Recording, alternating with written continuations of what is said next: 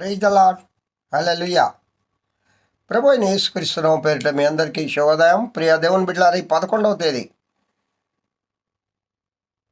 12వ నెల 25వ సంవత్సరంలో దేవుడు మనల్ని చేర్చి ఉన్నారు. ప్రియులరా, క్రిస్మస్ దినాలు వేగంగా జరిగిపోతున్నాయి. ఎందుకంటే బిజీగా ప్రార్థనలు, మినీ క్రిస్మస్లు, సెమీ క్రిస్మస్లు, చర్చి వర్క్లు అవి ఉన్నాయి. కాబట్టి ఒక దినం ఎలా గడిచిపోతుందో తెలియడం లేదు. అరే, డిసెంబర్ నెల నుంచి 12 రోజులు అయిందా అనిపిస్తోంది. సరే, ఏది ఏమైనా ఆ దేవదేవుని కృపలో ఆయా ప్రాంతాల్లో సెమీ క్రిస్మస్ మరియు చర్చి పనులు అవన్నీ కూడా ప్రభువారు చాలా చక్కగా జరిగిస్తూ ఉన్నారు. ఆమేన్. ప్రియులారా, క్రీస్తు జనన విధం ఎట్లనగా అని మత్తయి గారు 1వ అధ్యాయం 18వ వచనంలో చెప్పినట్లుగా మరియ గురించి మనం ధ్యానం చేసుకుంటూ ఉన్నాం. పరిశుద్ధాత్మ దేవుడు మనతో మాట్లాడుతూ ఉన్నాడు. మరియలో ఉన్న ఆ మంచి సుగుణాలు, చివరిగా ఈ దినము ఆ మరియలో ఉన్న మనం నేర్చుకోవలసిన, మనము అనుసరించవలసిన మరియ విశ్వాసాన్ని బట్టి, మరియ భక్తిని బట్టి, మరియ తల్లి జీవితాన్ని బట్టి పరిశుద్ధాత్మ దేవుడు మనకు నేర్పించే పాఠం. అందుకే దినము ఆమెలో ఉన్న సుగుణాలను ఎందుకు తెలుసుకుంటున్నామంటే అవి మనము అలవర్చుకొని ప్రభువుకు ఇష్టమైన వారుగా జీవించాలి అని. ఈ లోకంలో యేసయ్య ఈ లోకానికి రావడానికి ఒక తల్లి గర్భం అవసరం. అది ఎవరు అని అని ఆయన పరిశీలన చేసినప్పుడు మరియ తల్లి గర్భం అంటే అందరిలో అనేక మంది ఇష్టపడుతూ ఉన్నారు. యేసయ్య నా గర్భాన్ని పుట్టాలా, యేసయ్య నా గర్భాన్ని పుట్టాలా. వివాహాలు కూడా చేసుకోలేదు. వాళ్ళు మంచి రాజకుమార్తె, ఒక రాజు యొక్క కుమార్తెలు వాళ్ళు. యువరాణి ఇంకా కాలేదు, కన్యకలు. యువరాజులను ఎంతోమంది వచ్చి వాళ్ళని వివాహం ఆడతారు.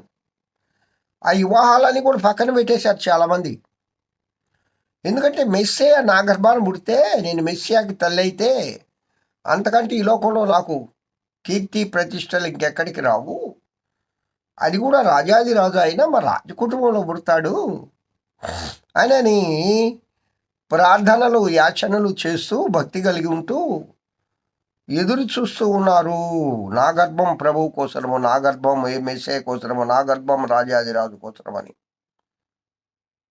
కానీ దేవుడు అందరినీ చూశాడు.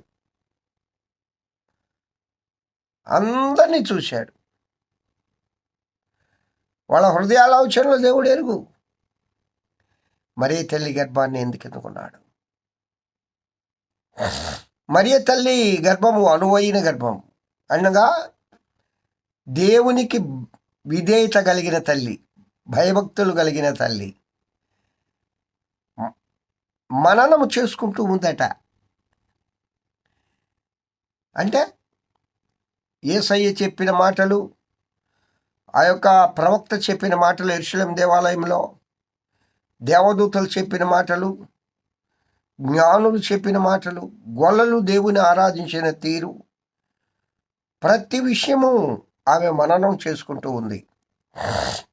యేసుక్రీస్తు 33.5 సంవత్సరాలు ఈ లోకంలో జీవించిన కాలంలో ఆమె ఎప్పుడు యేసు గురించి, యేసయ్య గురించి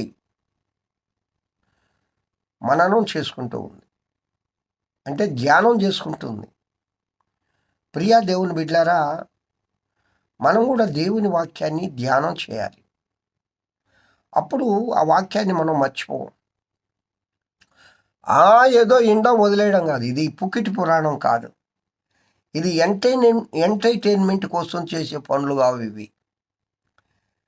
పొద్దుపోవడానికి చేసే పనులు కావు.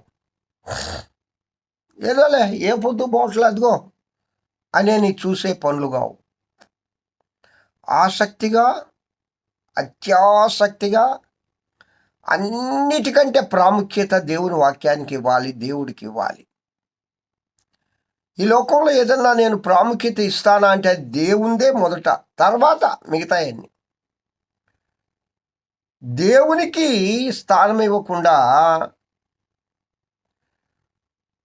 నువ్వు లోక సంబంధమైన వాటికి స్థానం ఇచ్చావా, నీ పరిస్థితి అట్లే ఉంటుంది.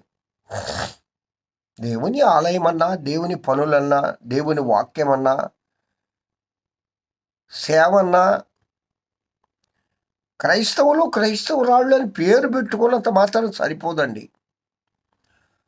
ఆ క్రైస్తత్వానికి తగ్గట్లుగా జీవనం కూడా ఉండాలి. ఒక ఆయన అంటాడు, భక్తుడు, వాక్యం వింటున్నారు చాలా మంచిదే, వాక్యం వింటున్నారు చాలా మంచిదే, కానీ వాక్యాన్ని అనుసరించే వాళ్ళు తక్కువైపోయారు ఈ దినాల్లో అంటాడు. విస్తరించిపోతున్నాయి చర్చలు.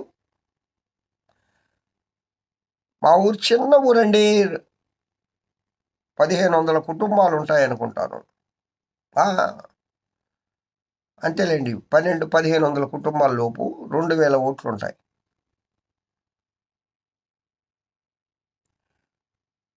ఐదు చర్చీలు ఉన్నాయి.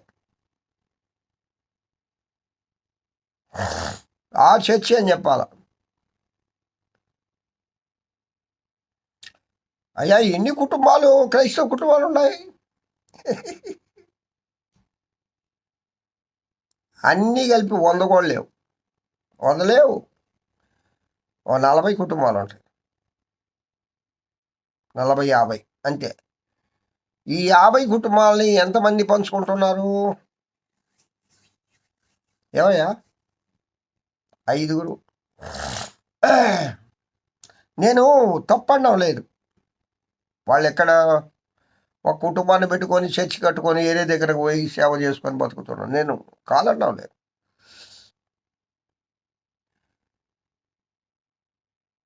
కానీ ఖచ్చితత్వం లేదు క్రైస్తవ్యంలో. ఖచ్చితత్వం ఉండాలా.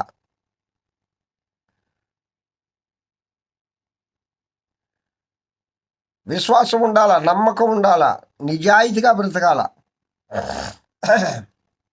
వాక్యానుసారంగా జీవించాల. మరియ తల్లి ఆ విధంగా జీవించింది కాబట్టే యేసయ్య మరియమ్మ గర్భాన్నే ఎందుకున్నాడు ఈ లోకానికి రావడానికి. ప్రియ దేవుని బిడ్డలారా, ప్రభువు ప్రీతి పాత్రులుగా మనము జీవించదుము గాక. అలాంటి కృప నా ప్రియుడైన యేసయ్య మనందరికీ దయచేయను గాక. ఆమేన్. మహోన్నతుడా, స్తోత్రం. ఈ వాక్యం వింటున్న బిడ్డలందరినీ దీవించి ఆశీర్వదించమని యేసు నామమున పేరిట వేడుకొంచున్నాను తండ్రి. ఆమేన్.